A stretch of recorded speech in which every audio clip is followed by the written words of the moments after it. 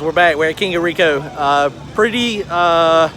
gonna lie. Today, earlier this morning was a little bad. It was a little still in shock from wadding Randy's up.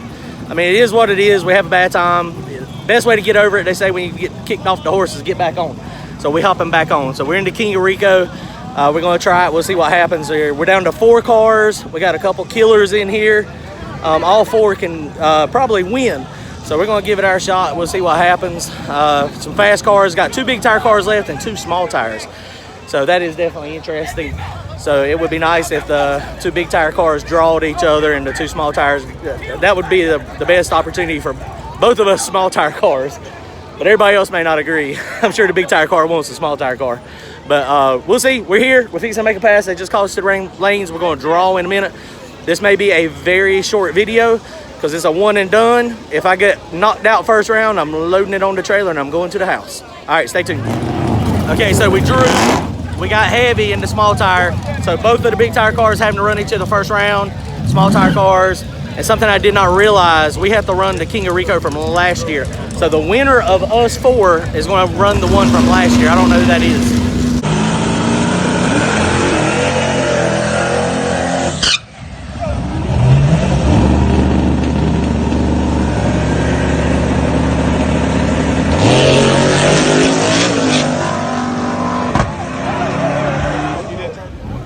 Well, that didn't really go as I had planned. That sucked bad. Car didn't build no boost. I pulled the data log, and I was commanding 10 pounds of dome pressure, and it made 0 pounds of dome pressure. And y'all remember those little springs I've got? I've got like starter springs in it, so it's not gonna make any boost without dome pressure. And so normally with my car, I tore up turbos for a long time. And so I started doing my burnout with no dome pressure. And that way I didn't have to worry about the turbo running away. And so after the burnout, I always reach over there. I got a 1/4 turn valve. And I turn the 1/4 turn valve and I get pressure to my CO2 gates. So one of 2 things happened. When I done the burnout, I did not do that. I remember reaching over. So I'm pretty sure I reached over and turned it on because it's just habit.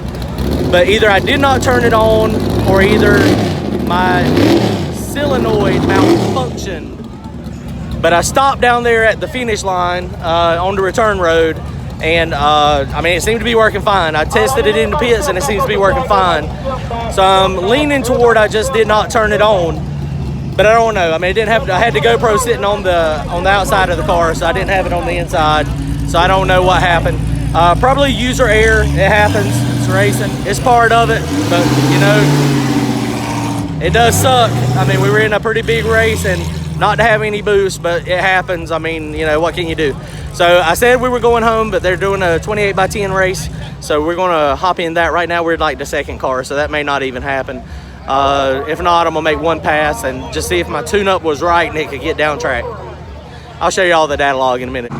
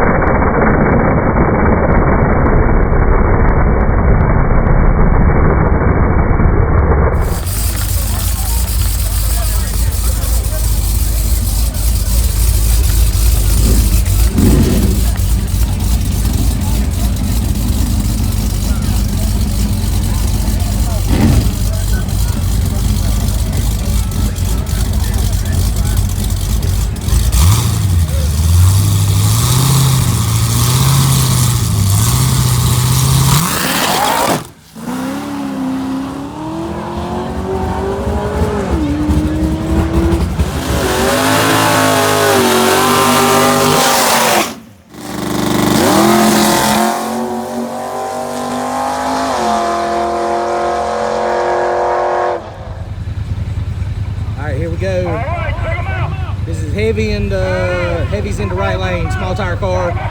Big tire Pro Mod is in the left lane the way we're facing. Tower side is Heavy, the Mustang. That's who put us out. So this is for the King of Rico finals. This is the finals and the runoff.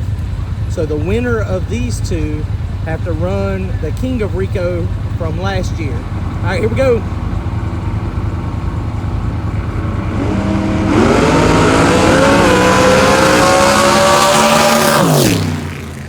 Big tire car, looked like heavy got a little bit loose. That big tire car was by the line, son.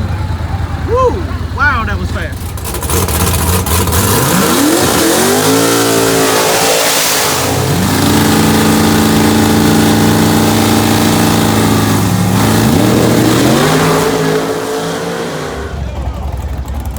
Okay, so we got a two-car shootout. Us and this Mustang over here. We're about to go to it. Little purse. Everybody else backed out is doing some grudge racing. So we're going right now.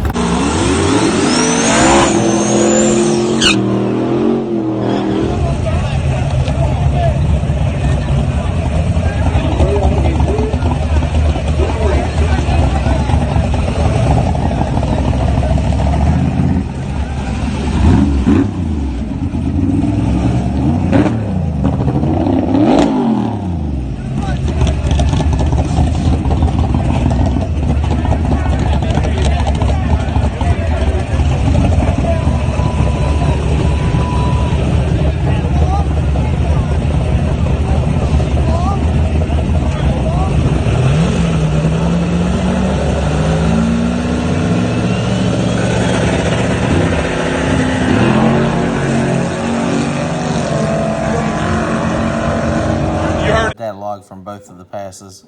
So this is the one, this is the first one, and red is RPM, green is boost curve, the purple up there is the timing drop, and then the yellow is actually boost. And it got up, it was on the chip, and it made a whopping, target boost was 10, 1.6 pounds of boost. But you can see what the issue was. I mean, the issue was it only had 1 pound of dome pressure. And, I mean, this thing is a turtle. You can see it at 1.6 pounds of boost, it is not going anywhere. I mean, it is slow. And so we got through there, and I let go to trans brake right there. That's where I let go to trans brake. Trans brake button was released, and it said, okay, we ain't going nowhere. It hung out right there at 4,000 RPM, no boost. And then finally, it started making some boost out there. Some RPM.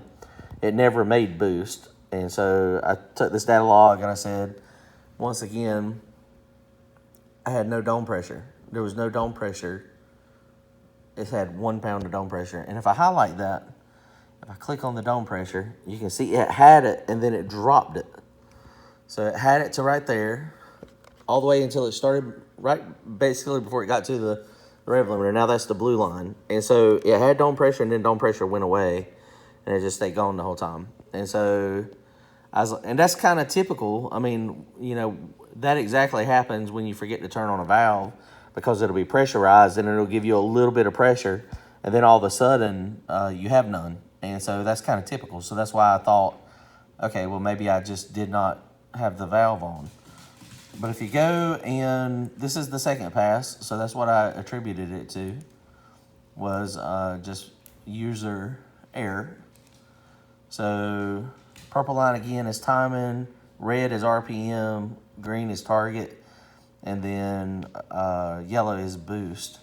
And so you can see it started off, I mean, I was targeting 10 pounds of dome pressure. It had 10 pounds of dome pressure, and as soon as I come up, you can see boost started coming up. It started pulling the timing. Right there, it was banging. It sounded good, felt good. And I had target was 10 again. And so it was coming there. And then it made 3.2 pounds of boost. And then watch that dome pressure. The dome pressure started dumping. And then if I highlight the dome pressure again, you can see it. That's exactly what it does. Dome pressure is down here. It gets right there, and then it starts dumping off, and then it's 0 all the way down. But then, this is what kind of got me a little confused. Down here, then it comes back up, and it ramps back up to my 40 that I was supposed to be at. So now, down here, it's supposed to be 40 pounds of dome pressure, and voila, it's there. So on this Holly, I don't know how other data logging screens are. You can set your screens up so that you have different ones. So you see I have drag race number 1. It's got all these things that are there. That's all the stuff that channel is logging. Drag race number 2, this is all that stuff. Drag race number 3. So you just drag from over here to over here, wherever you want it. And so that's what I did, and that's the way this thing is set up. And so if you notice, I've got all my, over here on this side, I've got all my basic stuff, all my stuff that I need to look at every pass. But what is not over here is diagnostic number 6 and number 7. That is cam and crank signal. I don't remember which is which. I have to call Devin every time I have an issue. But that'll let you know if it drops one or the other. But then, check this out. I've got a main kill and a boost safety. And then this is where all my oil pressures are and all the other stuff, coolant temp sensor, all that stuff. And then I've got my safeties over here. So these are my boost safeties. So I've got an oil pressure, a duty cycle, and a fuel pressure. If any of those lose, you know, at RPM, the thing will revert back to wastegate. And so that's what I have it set at.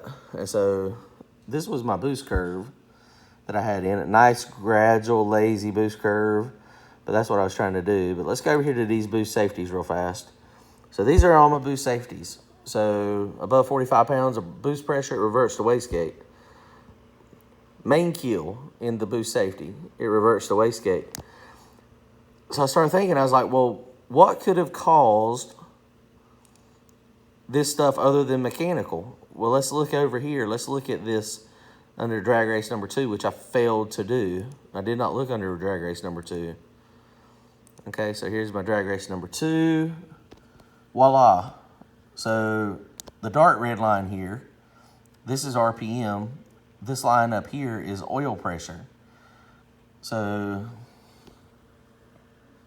it's hard to see, but that is my oil pressure. And then this blue line here is my boost safety. And so it's set up for a half a second. So when you come here, you see it started coming up. This is the one that, the second pass. It starts coming up on the trans brake. So it's coming up, it's good, good, good. And then it loses oil pressure. And then the boost safety kicks on, reverts to wastegate. So all the dome pressure goes off. And then the oil pressure pops back up here. Then it goes back down and then pops back up a little bit and stays gone. But then down here, as I was idling down the track, the oil pressure come back. It was on for more than a half a second. And so then the dome pressure went back up. So now the dome pressure is back. And the oil pressure is pretty solid. I got a little rev there. The bottom red line is RPM again. So that is my safety done exactly what I told it to do. I just forgot I had the safety in there. And I was looking at mechanical stuff or maybe even faulting myself more than anything. You know, I didn't know if I had a faulty sensor or what was happening. But the data was there. I just didn't look at it. So, I mean, it was my fault. And you can see, I mean, that's exactly what happens. I mean, it's crazy. And so, okay, great, it didn't have no oil pressure. I mean, that is, I'm 99% sure that's just a, you know, bad sensor. I ordered a couple transducers, so we'll stick it on there and see. I just don't see how, if the oil pump was bad or the motor was bad, I've never seen it do this to where it would go from nothing to straight up to 60 pounds of oil pressure. So I'm pretty sure it just got a bad sensor. So anyway, just look at your data real good, review it, and hopefully you will not make the same mistake I made. All right, guys, well, that's it for Rico. This is a pretty short video. At least I found out what the problem is. I mean, that goes to show you sometimes it's not mechanical. I had another video a while back where I talked about the importance of reviewing all your mechanical stuff along with your electronic stuff. So automatically I was like, okay, it was my fault. I put it on me, or I'm having a problem with the gauge. When in actuality, the computer was doing exactly what I asked it to do. I mean, it is what it is. I wish I would have, you know, looked at that after the first pass, and there's no way I could have caught it, you know, for the King of Rico. So that was a gimme, but that last pass I made, I should have caught it. The problem is there's only so much stuff your data log can do, and you have different sections. So that's why I showed you I got drag race 1, drag race 2 and drag race 3. Everything I need is under drag race number 1, but those safeties, they were under number 2 or 3, whichever one it was. I appreciate y'all joining in. I feel a little bit better. We're going to be working on Randy's next couple days and start the rebuild process on his. So a little bit better. You know, he come out too, spent the day. So we had a good time out here. Chicken was awesome as usual. Go figure, the fat guy talking about fried chicken. I mean, come on now. It was a good time. We had fun. So, you know, kind of gets your mind off the broken stuff, and you know, we're going to start on his rebuild process. So I imagine y'all will see that a lot in upcoming videos. All right, guys, like, comment, and subscribe, and we will see y'all next time. Thank you.